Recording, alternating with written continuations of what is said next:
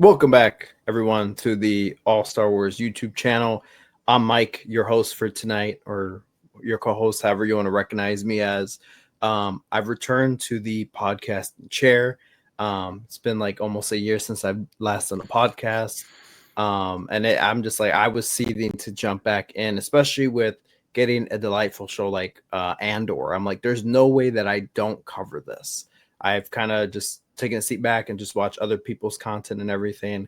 I'm like, no, I want to go out there and create too. I want to even forget the creation part. I want to go out and voice my opinion just because I want to. Will people listen? I don't know. Will people respond to it? Well, I don't know. I really don't care. I'm doing this for me. But if you're here listening, I appreciate you. Or you're here watching on YouTube, of course, I appreciate you. Love you. I miss doing this, like I said. So I'm like, I got to come back for the YouTube. And helping me to talk about Andor is none other than my friend and yours, Artorr. You may know him as Parks too. Parks, welcome on to the program. How are you? Hey, Mike, thanks for having me on. I'm great. Andor's back. It's very exciting. And and like you said, I'm just ready to have fun talking about this show, this awesome show. We've literally been waiting 2.5 years for a new season. And in some ways, it suddenly, now that the episodes are here, the season's here, it feels like there was never a wait at all. Like it's just boom, it's here, you know? So yeah, I am so excited. These episodes were fantastic. 100%. Yeah. For me, Andor turned out to be, I mean, I was excited when it was announced that the show was was gonna come out in 2019, I believe. Or 2018, somewhere around there. I think it was 2018.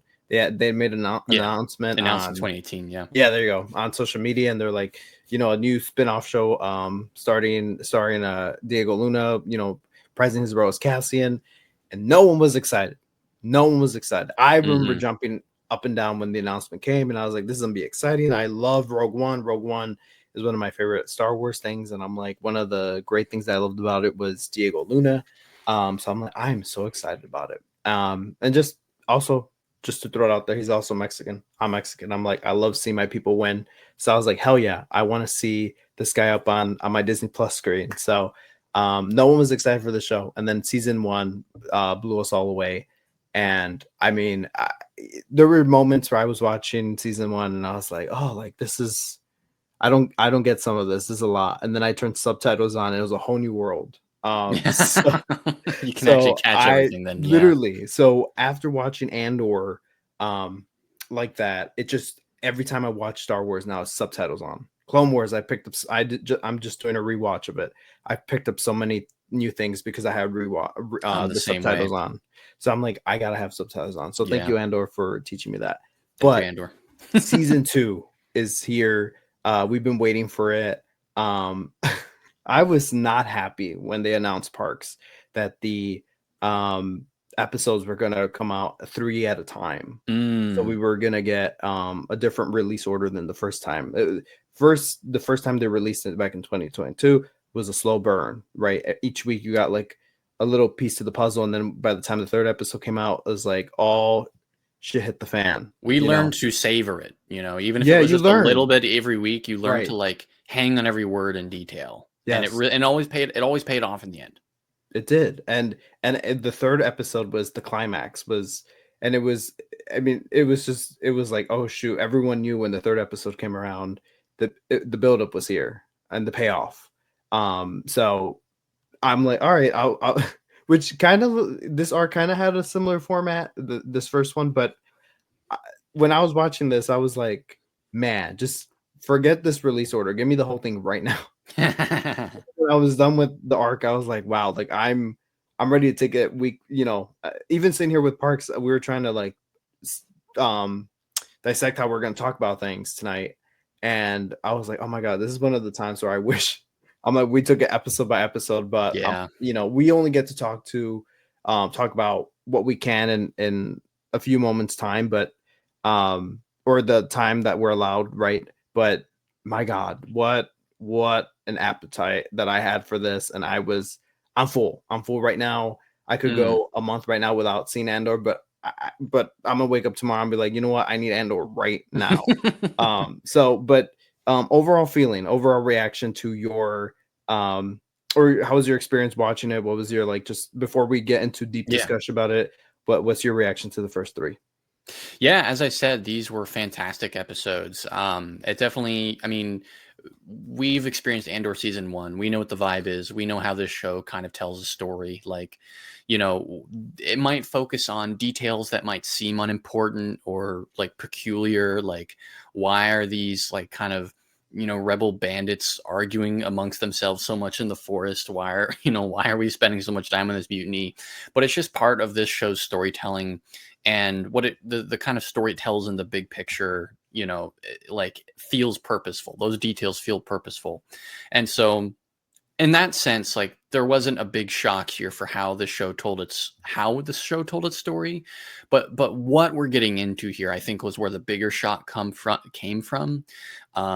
You know, Andor season one was rife with real world parallels, both present day and historical. You know, mostly historical things that just happen to echo into present day because of the present day we live in. But yeah, no, these three episodes, I think, went even deeper with a lot of that in some disturbing ways. And that's not just compelling to see because I can connect it with my everyday life, but it's compelling because of how it's portraying it and what it's saying about it. And in those senses, I thought, man, like, yeah, no, Tony Gilroy has his kind of finger on the pulse with what he's talking about. And we're marrying all of that with like, you know, a cool spaceships and a great kind of space chase at the beginning of this, and you know, this big cultural wedding with awesome set design and great acting across the board, and you know, all your favorite characters, even some of the ones with like smaller roles are back and doing interesting things. And then yeah, like you said, like by the end I'm full. Like by the end I'm like, man, we got so much. It's going to be a different experience, I think, than season one, kind of going through this show where maybe we're not savoring details moment to moment, but like we're going to be just kind of like washed over with so much at once that it's going to change us. So yeah, no, I had a fantastic time with this these three episodes. That's awesome, and great breakdown already. Yeah, But where yeah, were you how was it for you? it's funny because I didn't know which TV in the house to take. I'm like, if I take this TV, not great surround, but great Hmm. picture, and I just didn't know. And then I'm like, the basement's kind of cold right now, but I need that. I need to stay awake for this, which I already was, but I was like, I just know that I'm gonna get like hot and sweaty, and I was like, the basement's cold right now, so I went to the basement, and that's where like in the house we have the biggest TV and the best surround sound. Like there's speakers like maybe like 8 feet away from me, and it's like I feel like I'm surrounded in the action. So Hmm. I was like, I'm definitely doing the basement for premiere night. Oh my god, listen. I For me, like I said, Andor was something that I was looking forward to and everything, and I thought season one was a slow build up to things, and I thought the payoff was wonderful. But here, they just threw you right in the action, and I was like, oh my god, because. And I don't know how many times I saw this TIE fighter clip on YouTube or on Instagram Hmm. where Lucasfilm was, they threw out so many clips at you this time, like, oh, exclusive clip from here, exclusive clip, like, and I'm like, I'm not about to watch this on my shitty iPad or Hmm. like where it just was not loading correctly. And I was like, I'm not doing that. So every time I was so tempted, I'm like, oh, I've been dying for some Andor footage, but I'm like, not doing that, not doing that. Yeah. But I mean, like I said earlier, at the end of it, I was just like, I felt like I was in that TIE fighter rocking with Andor. Like I just felt so. Dude, I think yeah. he said he told what's Luthan's aide's name? Oh, Um Clea. Clea. Yep. How Andor told Clea, I've been upside down for 2 days. That's how I feel after these three episodes, where I'm Yeah. like, there's so much to react to, so much things to digest, Oh, that yes. it's gonna take me a minute to fully Hmm. comprehend these episodes because I want to go back and watch them again already. But my experience was great. I could not press play faster than when it would come up like skip intro, and I'm like, I I don't want to skip the recap even though I just watched it because it was just so much happened that was great to just recap, and they would even put Yeah, some scenes from season 1 in there. So I was like, okay, cool. But I let mean, me it was absorb just it a all lot of again. yes, yeah. I was like, it's just here we go. But no, it was fantastic. I mean, these reviewers when a couple days ago, reviews started coming out, and people have called this like the best Star Wars they've seen ever, or the best Disney Plus show for Star Wars. Like that's solid, or the Yeah, best Disney. That's well, we actually knew that already that this is the best Disney Plus show, but people have been saying yeah. that after season 2, they're like, yep, this is the best thing that Disney Star Wars has done, or best thing since the original trilogy. So some high and big words, some high Very praise high for praise. Yeah, Andor. So I'm like, wow, like, and I mean, just upon watching these first 3 episodes, I was just taken aback by it. Even at the beginning, like what I love Andor is it's its detail and it's hmm, time to tell you the story. Even when yeah. we got at the beginning, with the TIE fighter sequence where we see that engineer, that mechanic aboard the TIE fighter, like doing some last minute inspections or something. After she like she, it they take their time to tell you the story, and she's coming down off the she's checking every single corner of that TIE fighter, and then she comes down and she turns in her data pad to the droid. It clicks and then it goes beep beep, and then she walks away. Then the droid does some more shifting, and then it starts rolling away. I'm like, I love this. I Those love are the that. details that make Yes, this world feel like more real than yes, any kind of other Star Wars thing in my mind, where it's absolutely. just like everything has a purpose and is tangible. And when Cassian is trying to figure out just kind of like the inner workings of the TIE Avenger, and he's like every button means something as he's kind of slowly bringing this thing online. Like, okay, I figured out how to get the lasers. I figured out like the charged cannon. I figured out how to steer this thing. Like it just makes every aspect of it like feel more important. And that is such a great philosophy just across these episodes and then the show in general. It's so great. Yeah. So I guess since we're talking about it, let's talk about the Andor narrative that we witnessed in these Mhm. first minutes of the show to the end of the episode. But I mean, I love you. Well, I love you, Parks. I But love you too. I love. This is true. Whoa. I do love Parks. Parks and I shared a room for our Yes. past friend trip, and Yeah. this guy's great. Just gonna Yep. leave that Yeah. there. Don't But imagine anything else. Don't. You yo, could this is say you could say I was, in the words of whoever in the episode early on, someone was thirsty, you know. oh my god, 100%. No, this is the real Yeah. life Echo and Fives, but that's a story for Yes. another day. Yes. One day. Yeah. But but we get thrown right into the action, and I love that they just throw us right in. Like we're getting this cool like tie sequence and everything, and then we see Andor like get into some conundrum on some planet that ends up being Yavin 4, which is Ooh. great reveal. An awesome reveal. It was Yeah. awesome. I was like, oh my god, like and it's a Literally pointing at the TV moment. Like, literally, and I felt like Leonardo DiCaprio from my couch being like, oh. But it reminded me of the shot that they did for the end of season 1 where you pan out and it's the Death Star that the yeah. machines are on. So I was like, oh Hmm. my god, like that. So it was kind of a similar thing there where I was like, oh my god, like who would have thought? Because for a Hmm. second I heard that this show has like some type of nod to Force Awakens. So I'm like, oh, are they on Taco Down? I was like, okay, I could. That's what came to my mind. So, Hell yeah. but that was a really cool reveal. But let's talk about this brigade a little bit. Because Mm. I could already see some criticism from people online being like, oh, this was pointless, and this was this, and this was that. This was a waste of time. Um, so we get Andor's trying to meet up with somebody. I thought we were gonna meet Porkins for a second, but it's Porco. Porco. I was like, Yeah. oh, all right, maybe Porkins' lost brother or something. So he's there to meet Porco, lands a TIE Avenger, and I'm like, oh shoot, like this is some type of trade-off, right?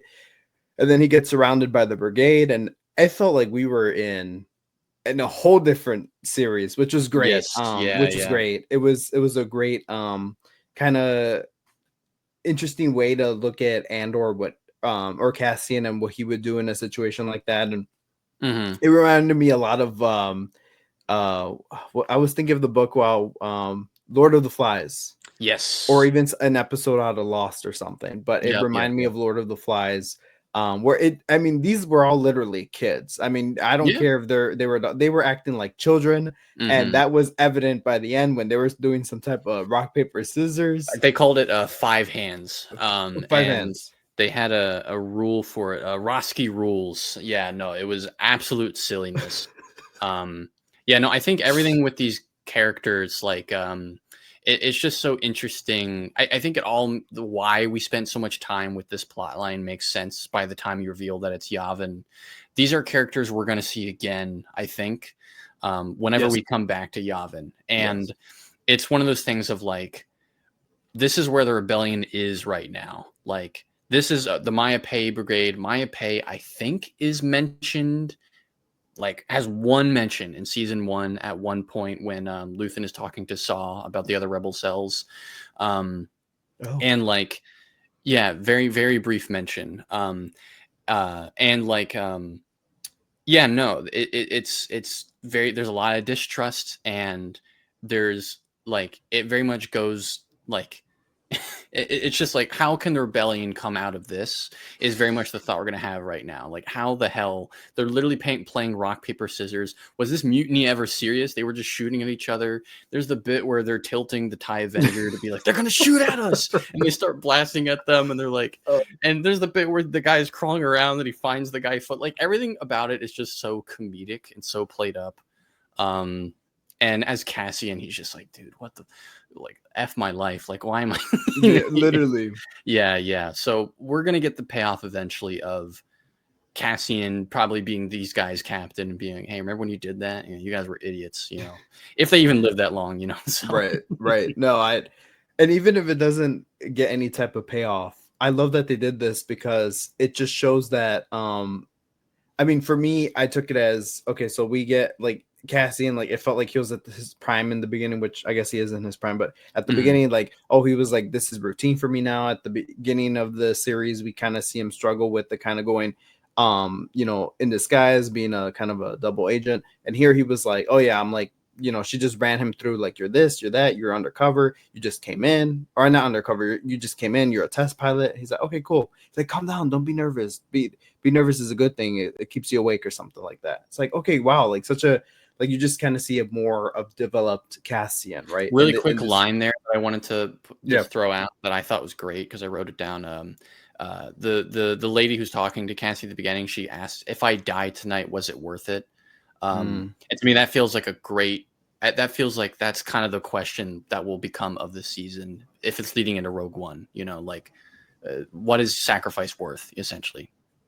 Damn. Yeah, true. It kind of sets up that that theme, if you will. Yeah, that's a really good thing to point out. So yeah, I like seeing that. Really, like, Cassian was ready to go and he was fiddling around with that fighter, and which reminded me a lot of the clones on Umbara when they're trying to they were trying to figure out the alien tech, and they would shoot a hole through a door, literally, and that's what Cassian ended up doing, and which was really cool. And obviously, they didn't watch the Umbara arc and like, oh, let's do that. This just, it was just happened to be by coincidence, right? Great minds think alike. But it totally reminded me of those moments. But we see that, and Cassian's like so hot and ready to go, and then here he gets his wings clipped, and he has to kind of survive out of this situation. It's like you said, like, what the hell am I doing here? Like, and he was the voice of reason every time. Like, guys, it's raining. Maybe we should use that tarp and so we can collect water.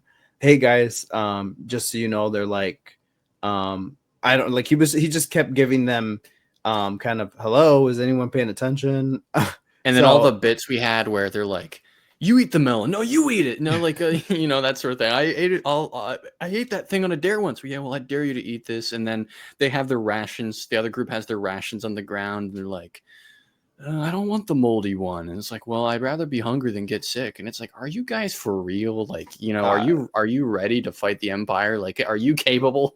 Are we just play acting to be rebel? It's so funny. It's so goofy. It was. And to me, it felt like something that Rebels would have done, where Ezra Bridger came across Iron Squadron, was like, are y'all, and even Sabine was kind of like, y'all are serious? Like, you guys take on the Empire this way? Like, this is a suicide run, right? And so these guys, at first I was confused. I'm like, what are they supposed to be? I was genuinely confused. And once they figured out that, or once they said that, oh, Cassian, he was an Imperial pilot. I'm like, oh, okay, so they're rebels, but not there yet. I don't know. Yeah. So it's just interesting to see all those angles on them as the episode went on, and it was just frustrating. How like it was just ludicrous what we were watching, Absolutely. but it was so funny. So funny, because it ended paying off at the end when Cassian had the when they were like they went out for the little rock paper scissors tournament, and Cassian just snuck around them. Like it was just like, oh my god, I was just I was just having the best time though watching them, and I was like, oh my god, because at first like you think it was going to be such a serious thing, and it's like, oh, okay, I wonder how far this is going to go, and then just starts turning all like just bizarre and ludicrous and in the best way. Yeah. So, but Cassian finally made it out of there, and I was like, thank God. But like we said earlier, we get that reveal that it's on Yavin 4, and like these characters, I could totally see them coming back, and having some sort of role in I don't know, the establishment on Yavin 4 with the rebels, or I don't know. We'll just see. Yeah, absolutely. But next up, so we get Andor, we get to see what Cassian's up to, and then we get to see what's going on with oh man, this is so hard to say. Brazos. What's going on with Brazos? Oh, Brasso, Bix, Williman, the Feric survivors, basically. The Feric survivors out here on a farm that's on a planet called Mina Rao, which is all wheat fields and whatnot. And yeah, they're here. They're here illegally, apparently, which is a big kind of point of discussion for what we see in these 3 episodes. Yes. I like it was kind of like I love the way they introduced it, and it was like they said like illegal, and I was like, oh wait, and then they would give you another, they would kind of like give you another idea of what they were talking about. It's they like, mentioned visas. Yeah, visas, right. They kept kind of dancing around it until they brought you totally in, and I was like, oh, I see the imagery of these people being on a farm. Yes. And the fact that, I don't know about the actor for Williman or Brasso necessarily, but like, Adria Arjona, like it's all coded. It's coded with the real world parallels that I think we're all kind of picking up on. Definitely. And I think you mentioned something when we were at this point. I remember we were talking a little bit before we started, but it has like, whether or not it's historical reference or like current day parallels, like it is something that is coded like something that feels very familiar right now. And yeah, it's very interesting how it's all explored. Yeah. And I mean, this is very like touching home base for me, because I've had grandfathers and great grandfathers who have worked here on American farms while they were illegal. So this kind of goes back to kind of familiar territory for me in a way, where I've they've said their stories and everything, and just kind of seeing Star Wars tackle that in a really like just headstrong way. It was just very empowering and moving in a way. So yeah, by the end of it, I was like, wow, that Star Wars. Let me tell you something. Tony Gilroy and his friends, the creatives on the show, they went to a lot of places in these episodes. They to things that I never thought I would have seen in Star Wars. So yeah, kudos to them. I just got to say that. But yeah, it was great to see our familiar Ferric's family again. I love the one shot where they go up to the communicator, I think, and you see a little picture, our picture of Marva. Yes. That was really a really nice touch. I seen B2 again. I was just like, oh man, we're back. What? Because we've seen enough of Cassian and Andor in the promos and everything, but once we got with the Ferric's family, I'm like, we're back. It definitely felt like we were back. But yeah, at first I thought this was very kind of boring imagery with the farms and everything, but then once you found a routine with what was going on, it was like, oh wow, there's like a lot of things here. We're not just standing in front of an open field here. So I love learning about what they were kind of doing. And slowly you get the Imperial story that they're gonna like close off the planet or shut down communications, and they're doing an gonna Imperial supply census. there Yeah. you go, Yeah. which just means an illegal check. Yeah. But I yeah, see. Yeah. it was ominous. It felt as time went on, I just felt very threatened, and I was like, oh man, I just felt the anxiety that really what's her name? Not that Bix Bix. was feeling. Yeah, Yeah. that Bix was Were feeling. I you love. shocked by the fact that they went where they did with that? Oh my Because god, yes. there was like a line in season 1. It's a very brief thing, but it stuck out to me because it was like, oh, like this is the first time I've seen this kind of like even acknowledged in Star Wars. During the Eye episode, there's a bit where like Vel and Cinta are hiding in a cave, and like an Imperial kind of a trooper comes over and is just taking a whiz or whatever, and is talking about these women he saw, and is like, it was very like, I mean, we could say this word because it's in the episode. It's very rapey coded. Like it was just very like, ooh, don't like that. But that was the one and only time where I feel like Star Wars has kind of touched on that, at least in the kind of live action stuff or animated stuff. But yeah, no, we get very, very direct with it here. And it was kind of shocking, and really messed up, this angle of like, how defenseless kind of like Bix is. I mean, our first scene, our introduction to these characters is her nightmare she's having about the doctor who tortured her last season, Dr. Gorst or whatever his name was. So she's not in a great place mentally. Cassian has to protect them, but like Cassian can't be everywhere all at once. So I think this whole ordeal for Bix, I think, is going to push her into the rebellion, because it's like, she cannot live in peace, like this, and yeah, no, it's shocking. It really shocking. Like, just the kind of reaction, very visceral reaction I was having to this scene where this Imperial officer is getting very physical with her. It was just like, dude, someone just beat the shit out of this guy. Like Cassian, come down and blast this guy. So I really appreciated this little slapstick moment at the end of that when he kind of stumbles outside, trips, and boom, bounces his head off the thing. I was like, yeah, I needed that laugh, like, yeah, really messed up. I even wanted Bix to shoot him, even though he was like Yeah. already like dead. I just wanted her to pull out the blaster and shoot him just to make Yeah. sure. But I mean, even that beginning scene that you're talking about with the dream sequence, that was haunting. And I was like, okay, I love that this definitely feels like a season 2. It feels like we're feeling some of the repercussions in a way of what happened in season 1, and you get really with that with Bix. So that was a really haunting dream. But then you see everybody, and it's like, okay, cool. Like Ferric's family, love y'all, we're back. But yeah, that whole all the rape stuff was, I didn't even like. I love this show and everything, but I just felt, and it was made to make you feel uncomfortable and everything. And angry too, where I was like, oh my god, like these people are horrible, which we already know with the Empire, but it just took it to a different angle, which we haven't really seen before, as we were talking about. So yeah, just the anger there was insane. And I love that you brought up about, definitely Bix taking a stance and fighting for the rebellion. I totally see that after this.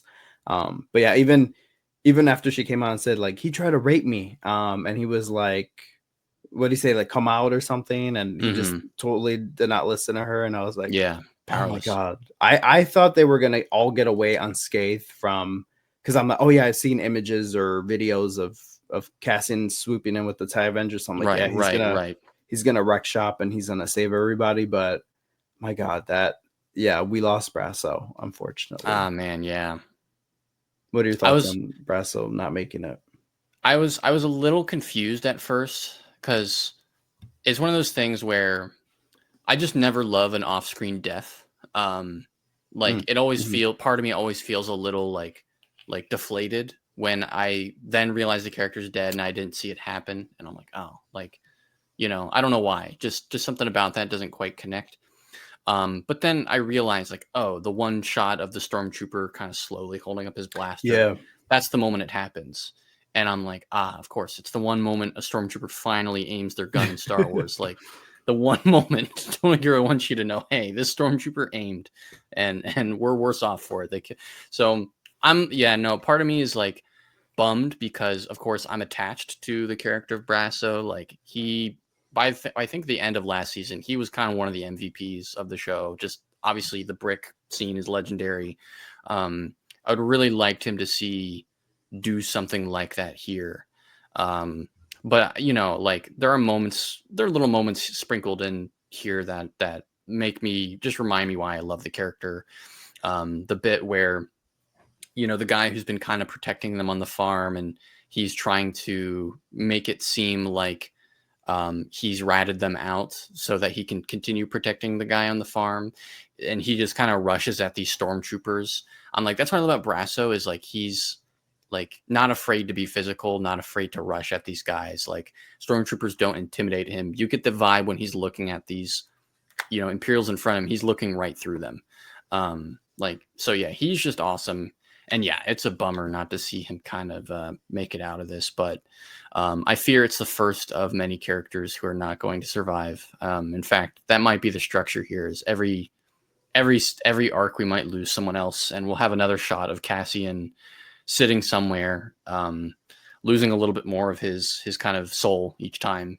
Just that I mean, probably the most haunting shot here at the end is like that shot of him sitting in the TIE Avenger with like Bix and Will in the back, and him just kind of having a look very similar to like when he shoots the informant at the beginning of Rogue One, of just like something very traumatic has just happened. I don't have time to process it, really sad stuff. Yeah. I did not see Brasso dying here at the beginning, and I blame that one guy. What's the other guy? The curly haired guy's name? Oh, Williman or whatever. Yeah. There you go. Yeah, Will. I blame him, because if they were ready to leave, but like, where's Will? And then they went looking for him. He was hanging out with the girl in the field. Yeah, they were hanging out with the girl who was like all of a sudden confused that this guy had a blast and everything when she was hugging him goodbye or something. I was a little confused by that, but yeah, blasters are nice to have. Yeah, that seems to also be a theme we're going to start encroaching on in these episodes. A lot of relationships. There's a ton of relationships in these 3 episodes. Oh yeah. Like almost every character, well, not every character, there's a lot of characters, but so many relationships. And yeah, it's kind of what we, it's something that we were kind of hinting at last season with like Vel and Cinta, which is like, can you live a happy life and still like do this rebellion thing? Or do you have to sacrifice that as well? It kind of goes back to that line from Luthan as well. Like, I burn my life for a sunrise I know I'll never see. I'll never know love, kinship, that sort of thing. I fear these characters are kind of brushing with the reality of that in a really tragic way, where it's like, you can't even take a moment to just enjoy yourself here. Which I guess also connects to a moment during the Mon Mothma wedding where Perrin's talking about find the joy in your life. Like, seems like good advice, but it's also like, it's very privileged advice to be like, well, not everyone has access to joy in this galaxy. Like, not everyone can just kind of up and go, I'm going to ignore what's happening in the world around me and just be happy. Like, right. It's not the most practical advice ever, but Will it is Will's fault though. It is Will's fault. Start the Rip hashtag. Blame Will's fault. Blame Will. Yeah. Rip Will. We'll think of a catchier one by the end of the episode. Yeah. But yeah, I mean, the Feric stuff. It's Feric stuff with the wheat field stuff with the Feric's family. Mina I thought Rao, was really great. Mina Rao, I thought that was great. I love that one shot of Cassian just coming in, diving with the TIE Avenger. Cool. But I mean, really, all of it was just even downtime. Like I said, I love the detail in this show. Nothing is glossed over. Like, they will show you the characters working. They'll show you all the detail, and it just feels very lived in and makes it feel very realistic. That you can go and sit and be like, oh my god, you can relate to so many of those experiences yourself. Or just love the shots of Brasso on the speeder. Like, it just felt very real. Yeah, no, absolutely. And it makes you feel very immersed in the universe. Because there's nothing that I hate seeing on a Disney Plus show where the runtime is short, but not only is it short and you get to the episode and, everything just feels super fast paced, and you don't hear, you never, even if it's a runtime of 40 minutes, which first 2 minutes are the intro and recap, and the last 5 minutes are the end credits. So I mean, you only get so much time, but it just feels, every time I feel very satisfied. And it's just comparable for me for like Daredevil, the Netflix version of the show. They would do the exact same thing. So yeah, I feel very immersed in all this. But Yeah. speaking of immersion, this felt very on brand for Krennic. But he's talking away, amped up as always, on what they're calling the Malthine Divide. Yes, Malthine Divide. Yep. Which on the outside, I was like, oh my god, is this like, I thought it was This is where tech died. Literally, I'm like, weren't we just here? Yeah. I was like, whoa, like this is Tarkin's little meeting war room that he had in the Bad Batch at the end of season 2. On the planet Iradu, if I remember correctly. Yeah, Iradu. But yeah, I literally thought it was a scene pulled out of Bad Batch, which credit to Bad Batch because they did something like that, which I thought was really cool. Mm-hmm. You have Krennic standing in front of different members of the Imperial organization, and he plays this really interesting video that it was a moment where I'm like, oh my god, wait, I'm watching Star Wars. Because I thought it was a commercial pulled out of like the 80s or 90s about a mall or something, or some type of product. I was like, oh my god, like, it was very like 1940s, like nuclear family kind of. Yes. The world of tomorrow, Yes. like that sort of thing, Perfect. It was effectively a scene of us watching the characters watch this video. Like, it was really cool. Yeah, it was. I mean, it felt like I was in like in a classroom back in the day when they would roll out those projectors in your room, and then you would watch something on the projector screen, and we were all just sitting there watching it. That's what I felt like. I was like, oh my god. Or even a work meeting and having to watch a video, it was just awkward.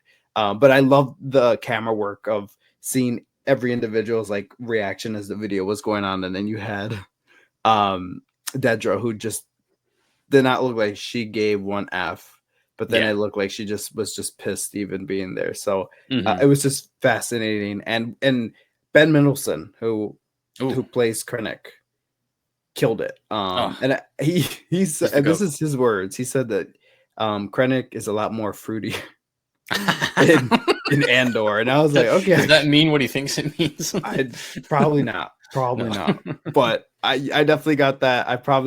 I got kind of those vibes, but it was a really fascinating Krennic, because you still felt that uptightness, but you felt him a little bit more loose, and I thought Ben Mendelsohn found that perfect in between for Krennic here, because he was a little bit he was just like off the cuff saying what he needed to say, and I was like, wait, I literally, the way he was presenting the project, I'm like, okay, wow, we're like really here close to Rogue One. I wonder what he's gonna say about Project Stardust, and it was a completely different project. And he was talking about the Gormans, and it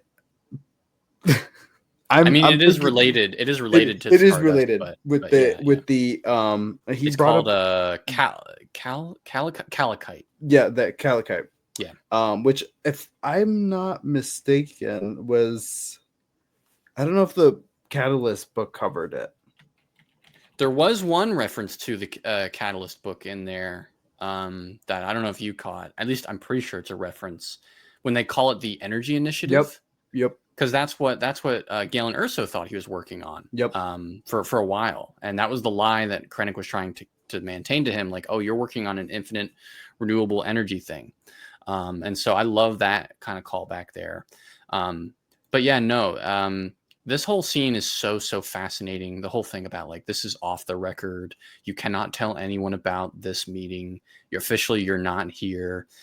We see this video. We see that the Gormans are they're fabric and weave makers. They get their thing from these Gorlectopod spiders, something like that. We see all of that. And it's like, oh, the Gormans seem like they're like a very well-connected, important kind of people, like this kind of pristine kind of cultural place. And then Krennic goes, All that's, baloney. What we really care about is the mineral they're sitting on top of, and we need to figure out a way to just get rid of them. And then they bring in the Ministry of Enlightenment, who are just like, hey, remember that story last year about how the Gormans were to blame for this thing that's happened? We spun that up. And it's like, oh, you're the propaganda team for the Empire. And I had this thought in the back of my head while watching this, and I looked it up after to kind of confirm it. If you don't mind, Mike, I have a fun fact to share here. So, let's see. Andor creator Tony, this is from The Hollywood Reporter. They were interviewing Tony Gilroy just a few days ago about the beginning of the season. That the scene that we're just talking about here is based on the Third Reich plotted its final solution at the Wananese Conference in 1942, where 15 members of the German High Command secretly plotted the extermination of millions of Jews. That was and basically Tony Gilroy kind of confirmed it right there. It was based on an actual convention of where a genocide was planned for the first time. It's serious. And this is how it happens in real life. Like, this is maybe not this kind of neatly and pristinely, and it's on a building overlooking a ice mountain or whatever. But like, it starts with lies, about a demographic or a part of society. And once you get enough people to believe in that lie, it becomes a series of dominoes that eventually lead, society to accept the kind of these people as scapegoats, and that lull you into kind of accepting whatever kind of circumstances befall them. And yeah, it's messed up. Like, when there are things here that are shocking, the rape thing was shocking, but then to me, this was also really, really shocking, where it's like, wow, we're really getting into how genocide works.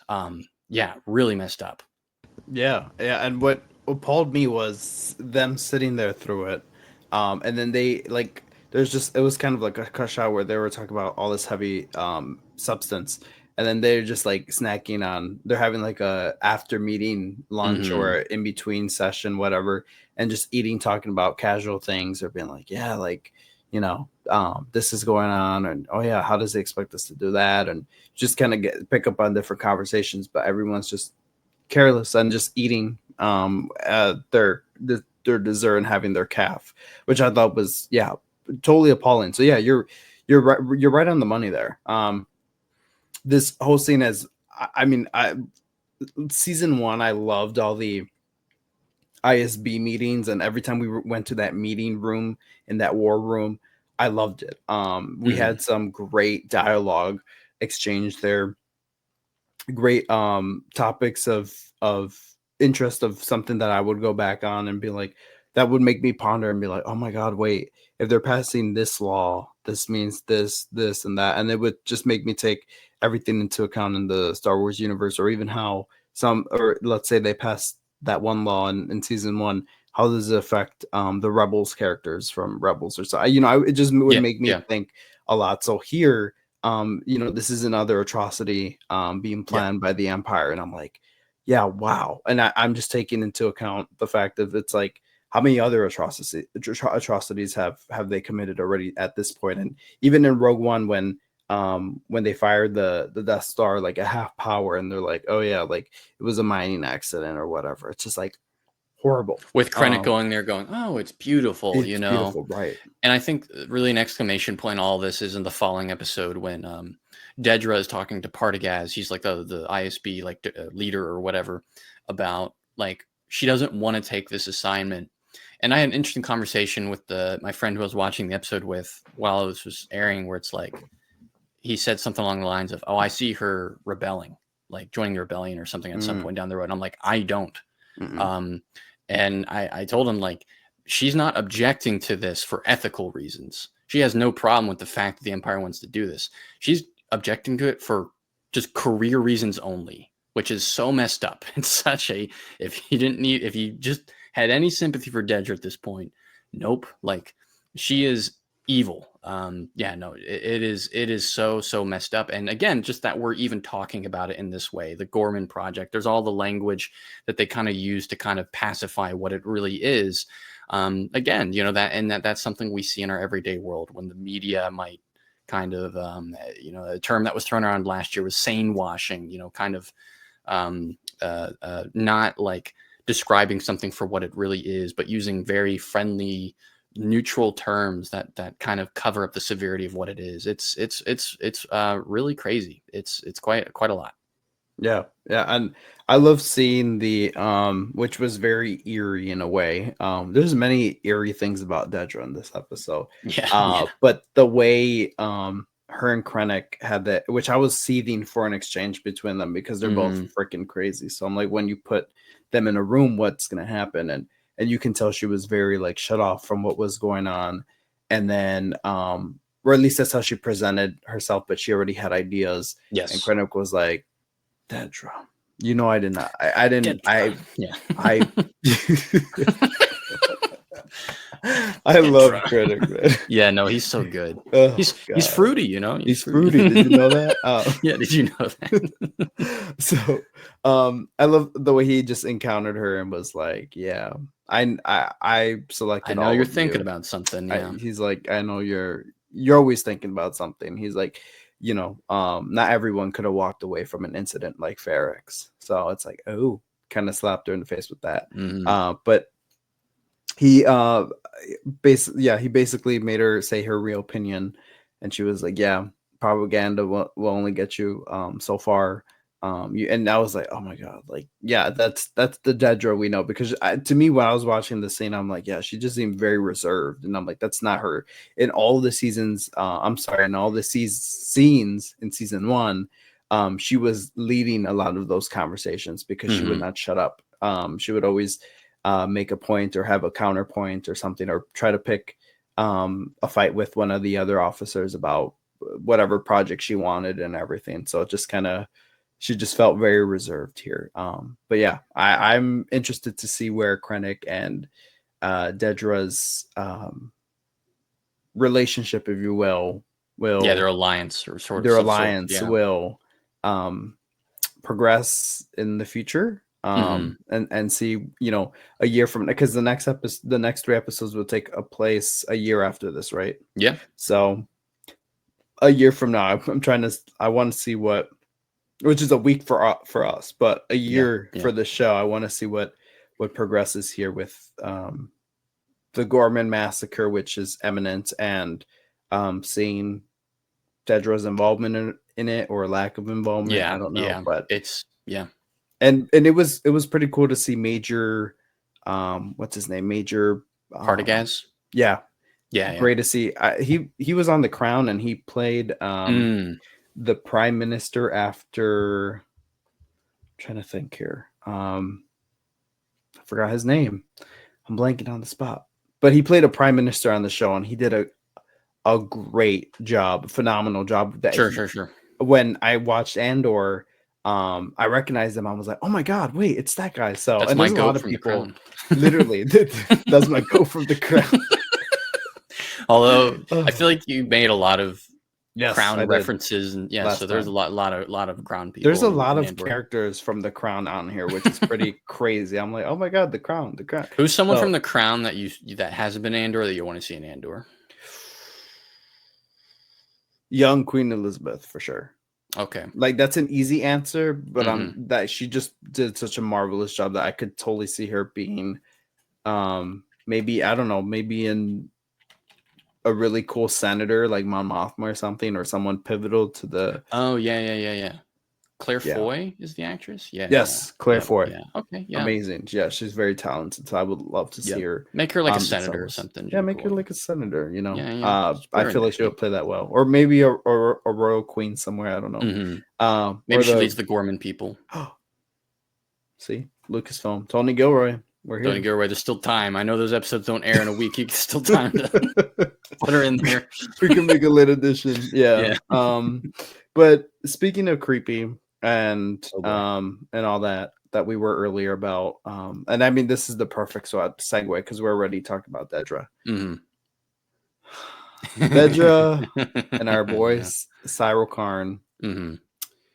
Did you expect them to be in a relationship, living together? So the other night I was on Wayseekers podcast, Shout out to our friend Austin. Wayseekers. Yeah. Yeah, no. So I was on there to talk about the Andor panel at a celebration. If I hadn't listened to that panel, I wouldn't have expected it. But because of it, they mentioned a relationship between Dedra and Syro, and you kind of just the way the last season ended, you want to see what future these characters have because it's going to be fascinating. And yeah, we've doubled down on that here by putting them in a relationship. I guess I just wasn't expecting it to be presented like this, where it's literally like this is what the trad wife TikToks are fantasizing about. You know, it's like here's my incel husband and me. I'm the Nazi wife. Like it's literally like it's so messed up. Yeah, just so messed up. But like. In this, I think they've really there's a Cyril Karn is one of my favorite characters from the first season. Not that I'm not that I go, oh, that's my homie. Just I love how they've written him, where he is just he's obsessed with order. You know, he's not overtly I ideologically believe in the Empire. He's just obsessed with the concept of just order and keeping things organized and things being right and justice, regardless of what cause that may or may not be supporting. And there was kind of a fine line that rode in the first season where it's yo, do I laugh at this guy or do I feel bad about this guy or do I resent this guy? And I think here we've definitely veered into the kind of feeling of yeah, no, this is absurd. This is absurd, and it's funny because of that. The first scene we get with him where he's in the Bureau of Standards. He's got a promotion. He's I was once where you were not that long ago. And he's I found a secret corrupt cabal of Imperial officers doing this. And you know what I did? I saved them. And, it's you just can't help but cringe and laugh. And I just want to turn off the volume for a second. I just want to mute it and turn away because I just felt like you were in one of those social situations where someone's being totally awkward and they're oblivious to it. Yeah. I was getting secondhand embarrassment for this guy, and I'm oh my God, shut up. But it gets worse because then we get a scene where he invites his mom, a character we all love, obviously, over to dinner with Dedra. And it's their first time meeting each other, apparently. And boy, oh boy, is it just this is the pinnacle of scenes I never thought I would ever see in Star Wars. It is so silly.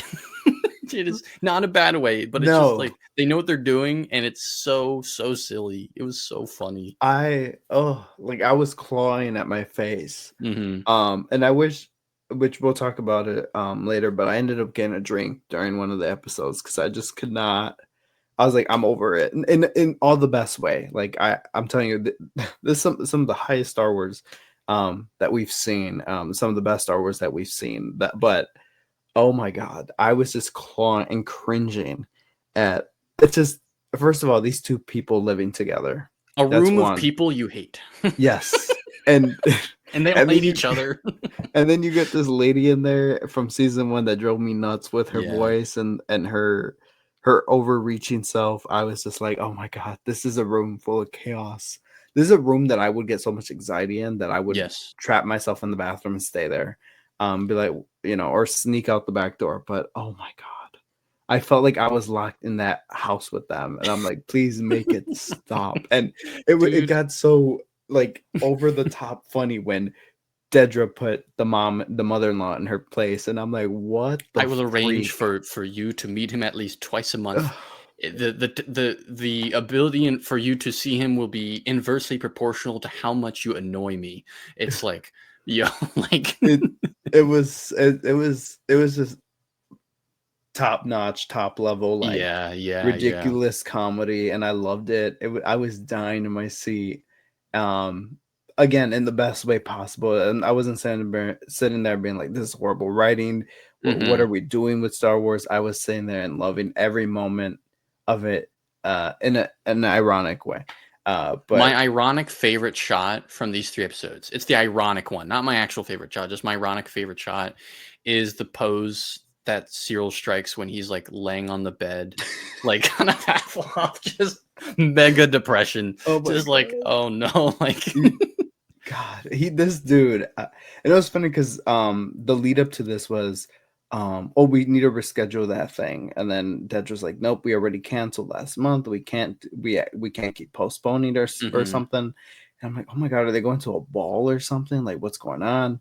And then the doorbell rings, and I had no idea. I'm like, oh, is this a awkward visit from one of Dedra's coworkers or something? And it was the mom, and I was like, oh my God, this is about to go crazy. I mean, it did. I mean, even right before Syro was, and you're talking about order, loves everything in order, like the utensil was slightly out of place and he goes up and fixes it, and I'm like, Dedra and Syro being a couple is the most, like, it's like up there with, can't even think of a crazy like Star Wars thing right now, but it's just one of the most ridiculous Star Wars absolutely insane ever. Yeah, no, and we learned some interesting things too, that is just like, oh, that's like insightful for who these characters are in ways I didn't expect. Cyril's dad was an adventurer who just never came back one day, like whether it's because of this woman or like he just never came back. Oh my God. Which kind of explains a little bit of maybe how his mom, why her parenting style is the way it is, where it's like, oh, I'm never letting you leave my little bubbles, Syro. I'm going to ridicule for you for going off to Feric and doing whatever, you're staying home all the time. But then Dedra, we learned that her parents were criminals, which, what a way to talk about your parents. And I'll give Cyril's mom like credit for one thing she says, where it's like, she's like, that sounds awful, and she goes, no, I had everything I needed, and she's like, except a mother's touch, maybe. Like, oh yeah, right. Yeah, and it's like, I mean, if she without a compassionate upbringing or like people that actually cared about her, it's kind of clear to see why Dedra ended up the way she did. Right. Very, very cold and austere and just kind of, objectifying people. But 100%. Yeah, no, that's what makes the show so awesome, is how we can like oscillate between like just the absolute funniest, most cringe like moment in Star Wars that you never thought you'd get, and then in the same scene just get some deep stuff thrown in that's like, wow, like I'm feeling a lot of things at once. It's really, it's boy, yeah, no, just what a crazy way to flesh out your characters. Let's have Tony Gilroy's there going, all right, I have these 2 characters meet each other. Oh, you know what I should do? I should have his mom come over and let's see what happens. It's like, so silly. it was yeah. I think you summed it up really, really great. But yeah, I was just there hating and loving every moment of it. Yeah. It was just that image of Syro on the bed hanging off was just so real. And really quickly, my one friend found something like someone already turned that into a meme on Twitter and posted it on like our Discord live Syro reaction, and it's just a picture of him on the bed, and it's like, it's so silly. Oh God, there's so many images from these 3 episodes that I'm already gonna use them as memes. Like, there's so much of it. And one of them is Mon Mothma at this wedding. She went off the, I don't even know. She went off rave crazy. She went rave crazy. Yeah, only real ones know, but she went rave crazy. I don't even know how to summarize the whole wedding because a lot happened. We learned a lot. There's a lot happening, and we even, on top of it, we had even Luthan in the mix, which I did not expect. I know I seen him in some of the imagery or even some of the teasers that they were posting online, but I kind of forgot he was at this wedding. So when he Mon Mothma, which again, this is one of the real things where that we're talking about here about the show. she hears a certain ship, or she sees a certain ship landing at one of the docks, and she's like, it can't be, what are they doing here, or something. And as she's marching off, any other show would have had her march off exactly to the ship and everything, but no, in a real world, that's not going to happen. She's she's planning this wedding, right? She's one of the hosts, and as she's going, she runs into like 30 people before she could finally get there. And when she finally gets there, it's like, oh, like, I wonder who it is. And it's like, oh, it's Luthan. Which was I brought a big smile to my face, because we all love Luthan, right? So I was We like, oh love my Luthan, God. yeah. I was like, yes, Luthan. There's a lot of things that were going on here. And that shot, just really quickly, Yeah. I love the way that was filmed. Like, that was a oneer where we just kind of followed her along for it felt like probably like 8 minutes or something. Maybe not that long, but we followed her for a long time. And like as we're talking from character to character. Oh, here's Davos Golden. Here's Tay Kolma. Here's Vel. Vel is here. You have that little moment where she's like, "Did you know he'd be here?" And he's like, "No, did you?" And it's like, okay, at that point, I'm like, it's got to be Luthan. But at one point, I'm like, wait, is Palpatine here? Wouldn't that be nice? Like, definitely the Star Wars brain rot was like, whoa, what if Palpatine's here? There's no way. But also imagine.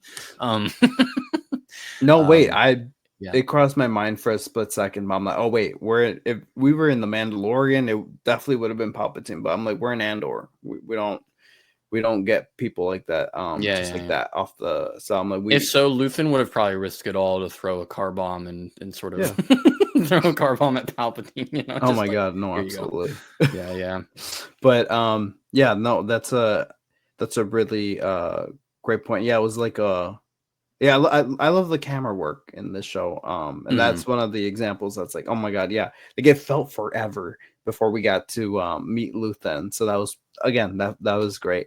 But yeah, we get the Luthan storyline, we get the Mon Mothma and Lita, her daughter storyline. Yeah, we get the not one happy. Well, it's kind of complicated for Lita. Like, she's the first episode, she's seemingly like not excited for what's about to happen. Like, calls his name is Stecken, this boy she's marrying. Like, the Star Wars names in this are so silly. Like, I wrote down really quickly. I wrote down the names of some of the people in the Maya Pei Brigade earlier. We have Rika, Crab, Tick, Plug, Fleck. Like, these are such silly names. There was Pike. There was a Pike in there. There was a Pike. There was a Gertis and a Barty. It really silly stuff. But anyway, which just adds. It's like one of those things where it's like, get your Star Wars name by like picking out your birth month, your favorite color, and that's how they get these things. My name's Crab. Like, what? I'm Crab. Yeah, no, but no. She's seemingly not happy about what's going on, and it just, the layers of what, like, for me, what is so emotionally impactful about this part of these 3 episodes is how every episode, it just kind of builds layers and layers of like pressure for Mon, where like first it's, oh, you've put your daughter through this, and you put her through this because you needed this money for the rebellion. So you're dealing with the kind of guilt of that. So then the next episode, she's like, hey, I'm going to tell you something I wish someone told me. Nothing matters out there. Absolutely nothing. All the tradition, all the pomp, the circumstance. We know that as viewers. We agree with her. Mon was criticizing the Chandrillan traditions and old ways last season. And then her daughter goes, well, I wish you were drunk when you said that, calling back to her mother. And it's like, bro, just like. That was hot. Yeah, I mean, that was heated. Yeah, dude. Just like, man, like, so now she doesn't get to enjoy this relationship with her daughter. And then I think the big thing here, like the really big thing with these, that we, surprisingly with these 3 episodes is all the stuff with Tay Kolma, where his marriage is not going well. He's living apart from his wife or whatever. He's had some bad investments due to rebel activity. And now he's like, hey, Mon, all that money I helped you get, I want some of it, and if not, I'm going to expose your whole rebel, the foundation, what it's really about. And then where that builds towards the end is like her talking to Luthan, being like, what do I do? And Luthan's like, well, we could kill him. And so like all this pressure builds for Mon, to, I don't know, such a complex feeling. Like this should be one of the happiest days of her life. But it's everything but, like she's going to be responsible for this person possibly dying, a longtime friend as well. Like it's such a complex emotion. There's really no other way to kind of explore that than by her literally like just kind of having this drunken, feverish dance at the very end. That was just what an insane moment, an insane scene. Just wild, Well, first, I didn't even know we were gonna get the Leto wedding because when it came to Andor, I was not even the panel. I like paid attention to some of it, paid attention to none of it because I'm like, I don't want to know. Right, I watched only the first trailer and then I watched some of the second, and I was like, I don't want to know anything going into this. They already separated so much. I'm telling you, okay, it's gonna be separated into 4 different kind of stories. Each year or each arc is a different year. It might have already happened and we're just skipping past it. Yeah, no, exactly. So I'm like, I didn't even know, because I love the way season 1 kind of leaves it off as kind of a cliffhanger, and it's like there's no finality to it. It's just kind of Mon Mothma sitting and kind of crying about it, or just like staring off into the distance about it. And this really great conversation with her and Vel, it's kind of left as an open idea, and then we're going with the wedding. We're going through with the wedding in season 2, and I was like, oh my god! Like when it turned out, the way I heard about it was at Celebration. I'm like, all right, Celebration, they're gonna definitely show them the first episode, and they did. They showed them the first episode, but then what people were saying coming out of it were like, oh, we started watching the first, they showed us the first episode. It was about Lita's wedding, and I was like, oh no, not that I didn't want to know, but I was like, we're going through with the wedding. So then I'm like, oh, that's what all the imagery in the trailer is about, because I had no idea. I was like, oh, it's some type of ball or something. I was oblivious to it. First time seeing Chandrilla as well. Yes, which was great. We heard so much about it. We've read about it in the Aftermath trilogy. But yeah, it was really great to see Chandrilla, and a lot of it felt similar to Alderaan in a way, but then it felt very different with all the customs. And I, again, love the attention to detail, and it just made it feel so like, I don't know. I for some reason, it felt like I was watching a Hallmark movie for a quick second, and I was like, "Oh my god, what's all this banquet stuff?" And but then it would do a crazy cultural turn where it's like, "Oh yeah, we're in Star Wars." But it made it feel very earthly in a way where I'm like, I could definitely see that happening in life. But yeah, this whole wedding threw me off, and there's so much to divulge yourself in. But by the end, it's like, yeah, when Mon Mothma let her hair down and went and just let loose, I mean, I was here all for it. She's like on the verge of tears, not trying not to cry. Like it's just heartbreaking, because so much of her kind of her struggle in last season and this was like, she can tell no one what she's going through. She has to suffer alone in all of this. And I think it really just ties into what these 3 episodes really do so well. It's just how everyone is really, really struggling to get by with the way the rebellion works right now. Like this system of kind of everyone kind of working apart and Axis, Luthan kind of tying everyone together, just isn't quite working. Which obviously points us towards the end of like the rebellion finally coming together. And shout out to the Ghost crew for the solid they'll do Mon Mothma in a couple years from now. But I do think about like the line, whatever it was, like from the one farmer that Brasso was talking to, like on Mina Rao, where he's like, you should tell your Cassian's boss. Do you know him? Like, you should tell him about what's going on here. And Brasso's like, this is happening everywhere, man. Like, we're doing what we can. Like, there's restlessness for the galaxy to come together. And yeah, just Mon Mothma is just a microcosm of like just what everyone's dealing with. And her especially, like more than anyone else, maybe. And I love the contrast that pick it up from what you're saying, because 100%, like Mon Mothma, even in Clone Wars, like she was in the ring with Padme all the time, about just putting the, because there's senators who just felt like they were there just doing their job and just being like, oh, I'm here, I'm doing all the work already just by showing up. But then there was out there speakers like Mon Mothma, Bail, Padme, that would go out there and fight the good fight. And Mon Mothma has been doing that all her life. And it was great to see her let loose for a second and just be like, you know what? F it. I'm just what F it. And in the contrast of that, where she's always carried so much on her shoulders.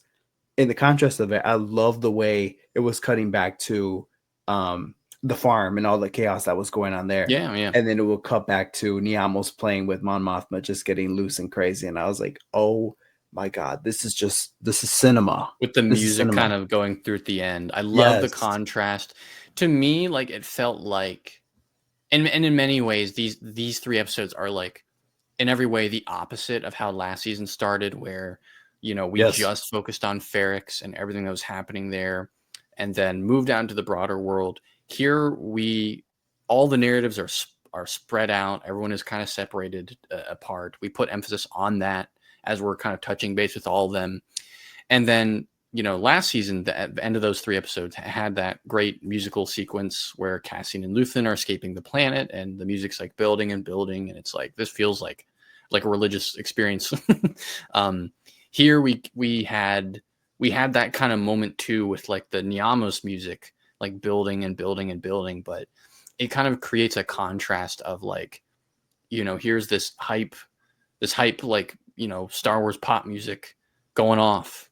But in contrast, like, everyone is just really going through some bad stuff. Like, as the music's kind of popping off, and Cassian again is just staring into the distance, like, dude, like, what, like, how, the trauma, it's just crazy. It's just, the emotions that this show can like evoke in you, or it's just like, it's hard to kind of pin down with one word sometimes, No, absolutely. And I mean, one episode is packed with enough action and emotion and things to digest, and then getting to sit down and watch all 3 at the same time. Yeah. Come on. Like, I felt like I literally inhaled those episodes. Like, I just was like, oh, I don't know because typically for me, if I was maybe like, if this was any other series, like if this was like even Daredevil Reborn or something, or one of the Marvel shows or DC, I would spread this apart. I would be like, I'll watch 1 episode today, 1 episode tomorrow. But since it's Star Wars, I gotta have it now, right? Yeah. And by the end of it, like, I literally sat there with my mouth open at the end. Oh yeah. And I was like, wow. I just, again, the last 3 minutes of craziness that happened with Brasso's death, Cassian flying out with the survivors off the planet Mina Rao. And then I was convinced it's combining Mina Bonteri with Fenrau. There, literally what I thought of during the episode. I'm like, wait, Mina Bonteri and who? Literally. So Mina Rao, and then getting the juxtaposition of that, of getting Mon Mothma and just the camera work just getting more frantic, literally, going back and forth. And then she was just, I love the way Mon Mothma, like, first of all, when that DJ robot came out, and then it just started playing Niamos, I'm like, no freaking way. And the way she just fell in sync with the crowd, and even Perrin was like, whoa. Perrin was like standing back and being like, wow, we're gonna have some fun today, huh? So that very was suspicious, kind of just looking at her. Literally, he was like, oh, okay. But yeah, just it was Mon Mothma is always not that she's uptight, but she's always she's just a very serious gal. Like, she means business, and seeing her just let all the craziness and all the stress get to her that weekend, just like, you know what, F it all. That was great. That was one of my top scenes from this whole arc, and probably Andor ever. I'm gonna go back and rewatch the scene, especially with the speakers blowing in my ears with the knee mouse. I was like, I felt like I was at the Morlana Club. So that was great. But talking, I want to talk a little bit about the Lita thing with Mon Mothma. Yeah, Yes. that was tragic. The Yeah. way it was like, oh, they had their first fight. I was like, oh, okay. And then the second scene in this that scene in the next episode where Mon Mothma was like, I'm going to tell you something my mother never told me that I wish she told me. And how you were saying how she just broke it down for her, like, we can get out of here. You won't be seen as a coward, but as you'll be remembered It'll be as brave. an act of bravery, Mhm. and I'll be proud of you and everything. And it was this pause, and you could just tell that Lita was uncomfortable. She's like, "What are you doing?" And she kept looking for the door, and I'm like, "Oh Ugh, my god!" It was just, like devastating. again, Yeah, the the look show on makes you Genevieve O'Reilly's feel, face oh, afterward of just like a mixture of like what I feel like is her going, I feel like an idiot, and like I can't believe like my daughter is making this choice, and also like there's nothing I can do. I can't prevent this, And I feel like her making that speech to her is partly knowing like, hey, this money that she might get from Davos Golden might actually be kind of up in the air after the whole thing with Tay Kolma, like, and the whole condition of getting that was that the marriage would happen. If this marriage doesn't happen, does she still get the money? Maybe not. And so, for her in that moment, she is making a second run at, shoot, maybe I actually do want to like, focus on my family again instead of prioritizing the rebellion. But it's like, it's too late, she's already lost it all. Yeah, no. And there's just so much dysfunction here that just cuts so deep of like, where she's talking to her husband Perrin about like, you flirting with Tay, just so casually saying that. It's like, y'all are married. Like the right, fact that this isn't even like a serious thing just yeah, highlights how much they know they hate each other. And it's like, dude, that is literally. so messed up. Yeah. There's the book Reign of the Empire that just came out in February, Mask Hmm. of Fear. It delves into Perrin and Mon Mothma's Oh, wow. relationship in Yeah. a really, I mean, you already get a deep way in Andor, but Hmm. books, they add so much more Context. meat and context to Yeah. everything, where Yeah. it's like, yeah, you're gonna dive deeper, of course, but if you're just intrigued by Mon Mothma and I mean Bale and all that, read Reign of the Empire. It's one of the most, I'm sorry, excuse me, one of the best Star Wars books I've read, and it talks about their relationship a bit. And there's a similar situation that happened with kind of Mon Mothma and somebody else, where people thought there was a scandal going on or whatever. Mm. So it's pretty interesting, but it just picks up on a lot of things that Andor introduced and kind of spread Yeah. those things Yeah. apart. But yeah, like it was, oh god, that was just uncomfortable with Perrin and Mon. But Oh, yeah, but Take Homa was one of my favorites from season one, and not just because he's also in the crowd, but this guy was he kind of, I don't know, he kind of served as Mon Mothma's like true husband last season. I felt like somebody yeah. like her companion. So I Yeah. really Actual like, friend. yeah, I like their chemistry a lot. So but this is a completely different take home that we see in this episode, in these episodes. And I was just not a fan of him in a way. I felt sorry for him in a Yeah. way, but I was just We not were a betrayed. fan. The audience, you know? Yeah, I was Yeah. like, I was betrayed because, like I said, Take Homo was one of my favorite um uh aspects of the last season, and I was like, where I felt like Mon Mothma, where I'm like, Take Homo, he's a longtime friend. I would have never expected it from him. I did not expect that from him. Hmm. But oh my god, that moment with Cinta, which we'll talk about, when Cinta gets in the speeder with him, and you just the door started shutting. I'm like, oh, it's over. Like I felt Yeah. trapped in that speeder. I was like, oh my god, it's over. Like Do you think we're gonna dead learn what man. happens to him? Because we're gonna cut forward a year, and he's definitely gonna be dead or something. Like, are we I gonna think it'll learn just be how a it happened? mention. Yeah. It'll just be a mention. I think it'll just, Rip Take Colma. yeah. Rip Take Home. He's dead. I think it'll be a mention. Dealer's choice of was he poisoned? Was he shot in the back in an alley? Was he pushed off a cliff? Was he like what happens to him? Who cares? Just come back to my Mothma dancing to Yeah. Yeah. Miyamo. It's just Mhm. Oh man, yeah. So Rip Take Homa, he was a real one. I don't think we'll see him again. Yeah, no, definitely not. Yeah, that the meeting that's happening in a week, not happening yet. God, it was. I'm telling you, the last 5 minutes of the show is spectacular. Oh yeah, It felt yeah. made you feel all the emotions, and then Hmm. everything just would come back to Mon Mothma just living her best life. Oh, Yeah. cinema. But yeah, so um, what's another aspect of that happened here on and Chandrilla? We talked about Lita, Takoma. We got a little bit with Cinta and Vel. Yeah. Last season they were in a relationship. The kind of struggle they had was like, Cinta wants to prioritize the rebellion. We take what's left was the key line there to Vel. By the end, Vel is going, hang on, no, I still want this relationship, and I believe that we can maintain it. It's been a year. We don't know exactly everything that's happened, but clearly that has caused some tension, and they haven't talked to each other in a while. And you get that awkward moment at the end where, Cinta Vel, and that really messes Vel up. It's very much like, I saw him ran into my ex today, and they just looked right through me. And it's like, yeah, really, really, really upsetting. So I appreciate, like, again, there's so many characters in this show, and they always insist on introducing more. Shout out to the Maya Pay Brigade. But um, those guys are God. knuckleheads.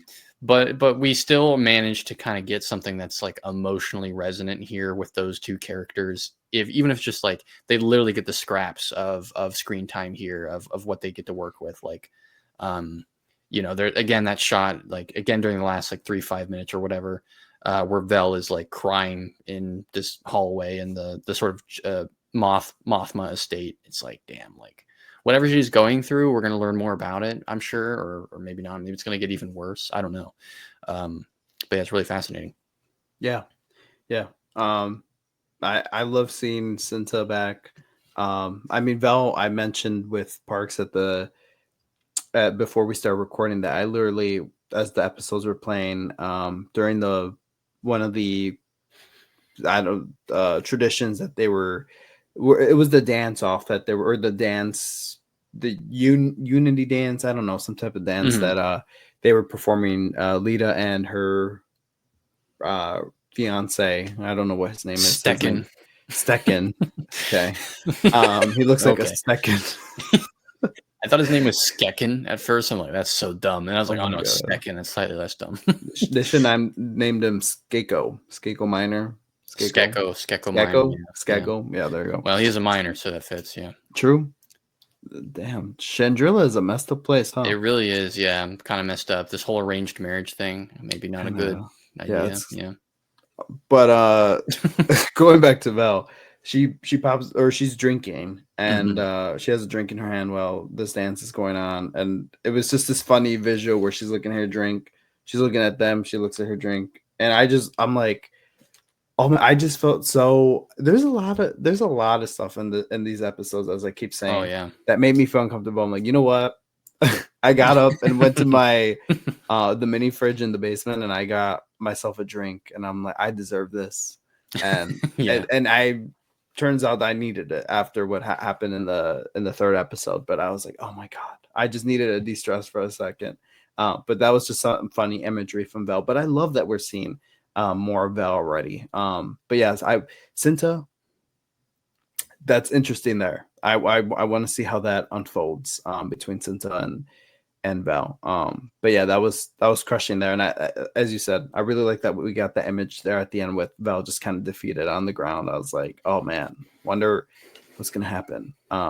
What's gonna happen there between the two. But yeah, a lot of threads this season. In this final season that I'm like Yeah.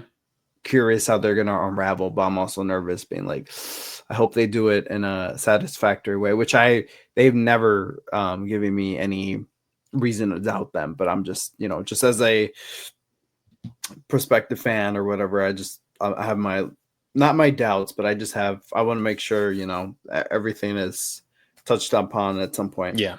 Yeah. at the Absolutely. end. But um yeah, I'm trying to think. I think we covered all the big basic points Sure. here.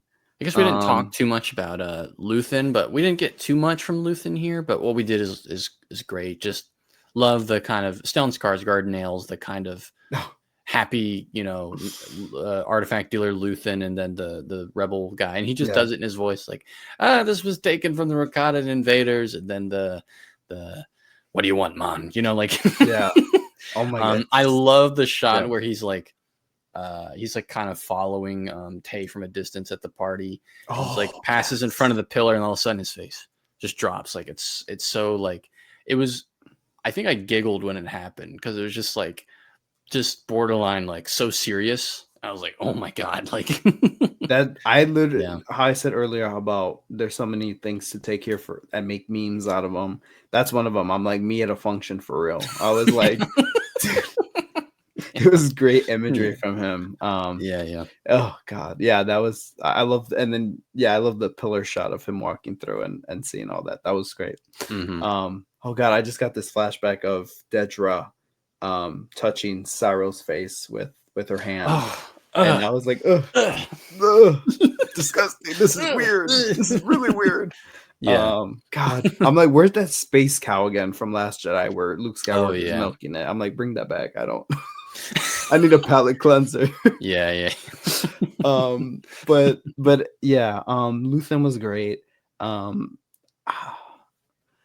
Just I have so many thoughts about his character that I cannot express at this. We don't have time for it or anything, but from last season, he like stole the show basically at many various points, and no doubt he will again this season. Very intrigued by him. Do you buy into it that last season, people theorized that Luthan was secretly a Jedi? Do you buy into that? Do you not? What are your Interesting. Thoughts? Absolutely not. No, he has he has nothing to do with the Jedi. He's just some guy who really, really hates the Empire and has the ambition to try and dismantle it. And that's a lot for any person to do. But there's a great line here that I think is also going to be a theme we're going to see this season, where Mon is expressing her kind of frustrations about Tay and like, why would he betray me like this? And he says, people fail. That's our curse.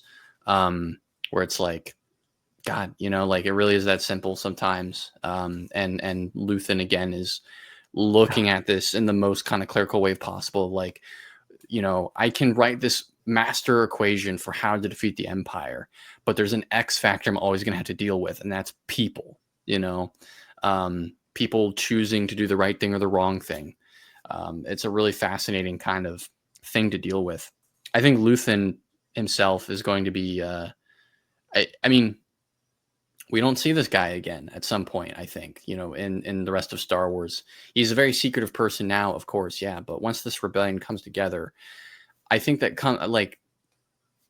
something bad's going to happen to Luthan, basically. And I was kind of, again, talking about this the other night on the Wayseekers podcast, but I feel like right here what we're seeing is the beginning of a conflict between Mon and Luthan, where Luthan is very much like, you want that problem handled? Here's how we're going to do it.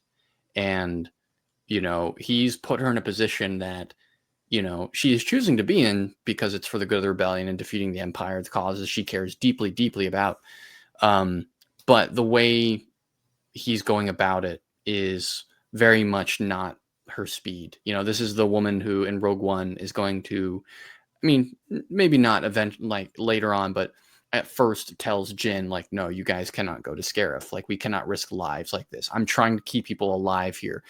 She has that argument with Saw and Rebels where it's like, I basically deplore all your kind of methods and ways of doing things. She is going to kind of, I think, learn a lot of this kind of animosity towards these other kind of like rebel groups, or maybe not animosity is the right word, but just kind of have this strong stance about how the rebellion should be done from butting heads with Luthan. I think this is the beginning of that. And I think she's going to have something to do with him not being around at some point. Yeah. And it kind of, and again, with maybe a lot of this arc being foreshadowing for stuff that's going to happen later on, maybe Mon is going to do something sneakily to Luthan at some point. I don't know. Or maybe not at all. Maybe Luthan gets captured by the ISB and tortured by Dedra or something. I don't know. I fear we're going to, like we were talking about earlier with Brasso, I fear we're going to lose a lot of people very quickly. Like in the next 3 weeks, most of these characters are probably going to be dead. Yeah, it's going to be real rough. I'm not ready. If this was the 3rd season, I'd get it. I'm like, but it feels like, when you get into the 2nd season, like as soon as the premiere comes, like you fall in stride again with the characters. If the writing's good, like you fall in stride with the characters. Like, okay, it's like they picked up a lot of things to happen from season 1, and we're growing again we're growing with the characters in a new way and everything. And it feels like we're doing that. We're doing great work, and then just to know that there's a finality to this. Yeah, there is an end point. I'm like, oh, devastated. Mm-hmm. But I'd rather have this than 5 seasons of it and of the show going nowhere and just kind of diddly dallying it in the middle. And I'd just rather have it like tell the story that you need to and get out, kind of deal. I think some Star Wars things need to take that formula. But if we could get Tony Gilroy back in Star Wars and do a Mon Mothma series of Mon Mothma leading the New Republic, I mean, it wouldn't be as sneakily as she's doing now, but I love the way he writes her character and really unfolds it, where it's crazy to think that back in 1983 we were introduced to Mon Mothma, and she was kind of a big figurehead in the rebellion, and she had a couple lines of dialogue, and that was it. And she was this established character in the EU and Legends and whatever, to where then we got some incorporation from her in Revenge of the Sith. All that stuff ended up on the chopping block, and then she was a prominent background character in Clone Wars. Or recurring. One insane thing, like you film a deleted scene, you film a one-off scene for what could potentially be one of the biggest movies ever in 2005, and then 15 years later, they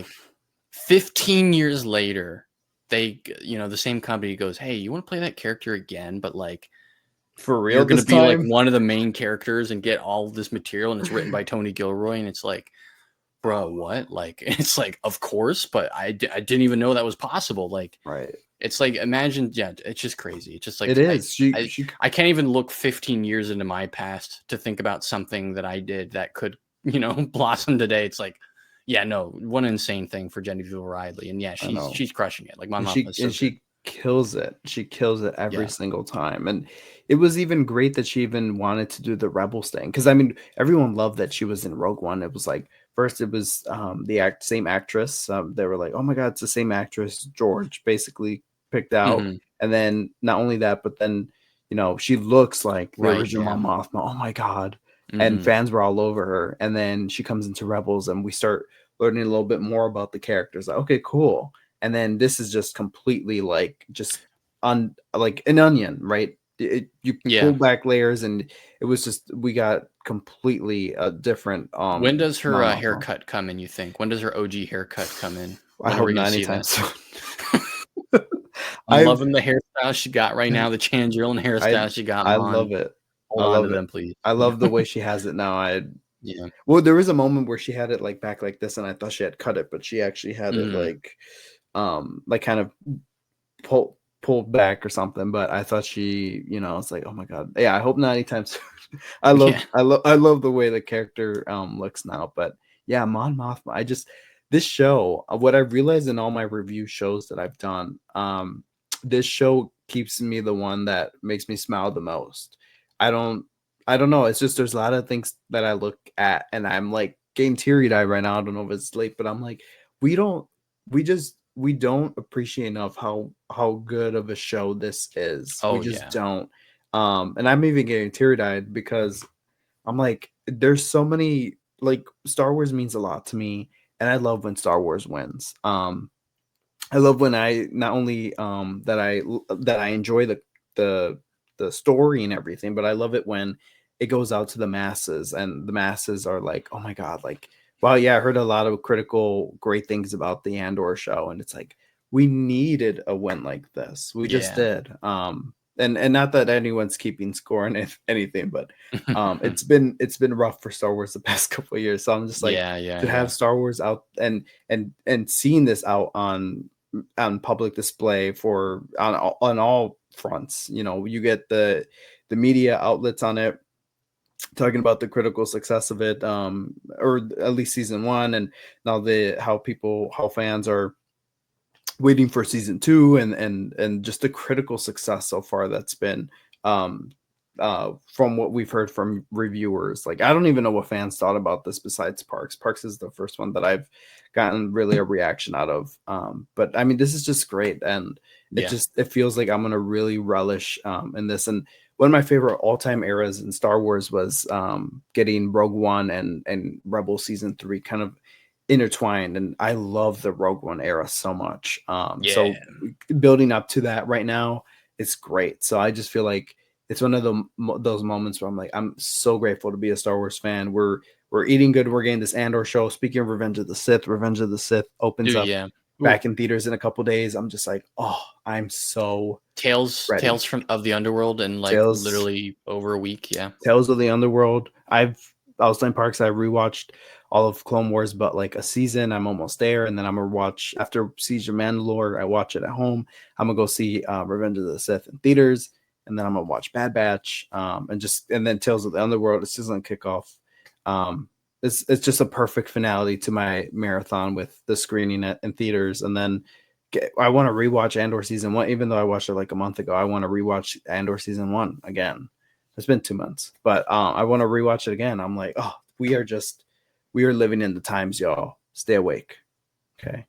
Parks, any last thoughts, opinions about these last 3 episodes?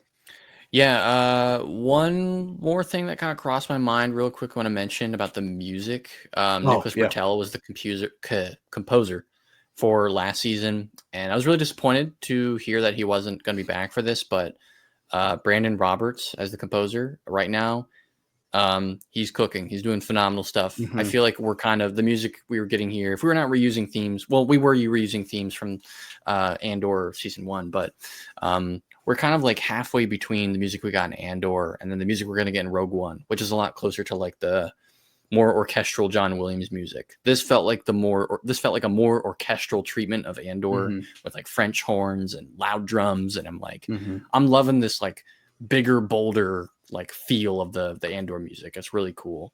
Yes. Yeah, and then obviously the final like Nyamos remix. They're like, damn, could this song go any harder? You know. Um, so Really.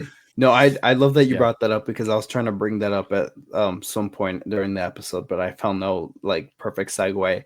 But yeah, um I'm so sad about Nicholas not being attached to this to season 2 because of schedule conflicts. But Mm, I loved his work with season 1. At first I didn't really dig the soundtrack until then. I'm like, oh wait, I listened to it on the side, and then I felt while I was listening to the music, I felt the scenes coming off from the screen at some points, and feeling the tension, or um all the emotions with it, right?